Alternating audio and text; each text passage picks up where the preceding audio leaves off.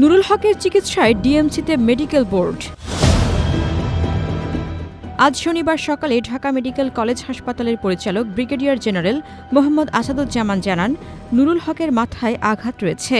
তার নাকের হাড় ভেঙে গেছে, যে কারণে গতকাল অতিরিক্ত রক্তক্ষরণ হয়েছিল। আগে রক্তক্ষরণ বন্ধ হয়েছে ও জ্ঞান ফিরেছে। তবে ৪৮ ঘণ্টার আগে নুরুল হক আশঙ্কামুক্ত সেটি বলা সম্ভব নয়। নুরুল হকের চিকিৎসায় গতকাল শুক্রবার রাতে সর্বোচ্চ পর্যায়ের মেডিকেল বোর্ড গঠন করা হয়েছে বলে জানান মোহাম্মদ আসাদুজ্জামান। আজ সকালে নুরুল হকের চিকিৎসার বিষয় নিয়ে মেডিকেল বোর্ড আলোচনায় বসবে বলে তিনি জানান। রাজধানীর কাকরাইলে গতকাল শুক্রবার সন্ধ্যায় জাতীয় পার্টি ও গণ অধিকার পরিষদের নেতাকর্মীদের মধ্যে সংঘর্ষ হয়। জাপার কার্যালয়ের সামনে দিয়ে গণ অধিকার পরিষদের একটি মিছিল যাওয়ার সময় এ ঘটনা ঘটে। পরে আইনশৃঙ্খলা রক্ষাকারী বাহিনীর লাঠি পেটায় গণ অধিকার পরিষদের সভাপতি নুরুল হক সহ বেশ কয়েকজন আহত হন। গণ অধিকার পরিষদ বলেছে, গতকাল সন্ধ্যায় মিছিল নিয়ে যাওয়ার সময় জাপার নেতাকর্মীরা তাদের ওপর হামলা চালায়। তবে জাপা বলেছে, মিছিল নিয়ে এসে জাপার নেতাকর্মীদের ওপর হামলা চালান গণ অধিকার পরিষদের নেতাকর্মীরা।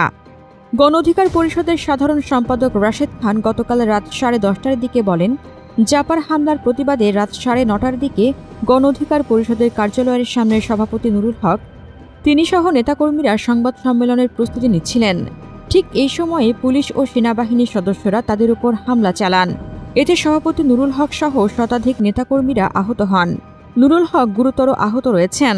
তাকে সহ 6 জনকে ঢাকা মেডিকেল কলেজ হাসপাতালে ভর্তি করা হয়েছে। এ ঘটনায় আন্তঃবাহিনী জনসংযোগ পরিদপ্তর আইএসপিআর গতকাল সংবাদ বিজ্ঞপ্তিতে জানায়, ঘটনার শুরুতে আইনশৃঙ্খলা রক্ষাকারী বাহিনীর সদস্যরা উভয় পক্ষকে শান্ত থাকতে অনুরোধ জানান। তবে বারবার অনুরোধ সত্ত্বেও কিছু নেতাকর্মী তা উপেক্ষা করে মব ভায়োলেন্সের মাধ্যমে পরিস্থিতি অশান্ত করার চেষ্টা করেন। তারা আইনশৃঙ্খলা রক্ষাকারী বাহিনীর উপর আক্রমণ চালান এবং আনুমানিক রাত 9টার দিকে মশাল মিছিলের মাধ্যমে সহিংসতা আরও বাড়ান। তারা ইটপাটকেল নিক্ষেপ করেন এবং বিভিন্ন স্থাপনায় আগুন দেওয়ার চেষ্টা চালান। জননিরাপত্তা রক্ষার্থে আইনশৃঙ্খলা রক্ষাকারী বাহিনী বল প্রয়োগে বাধ্য হয়। এ ঘটনায় সেনাবাহিনীর 5 জন সদস্য আহত হন বলে জানিয়েছে আইএসপিআর। হাসনাতুজ্জাহান হিমু, মিহান নিউজ 24।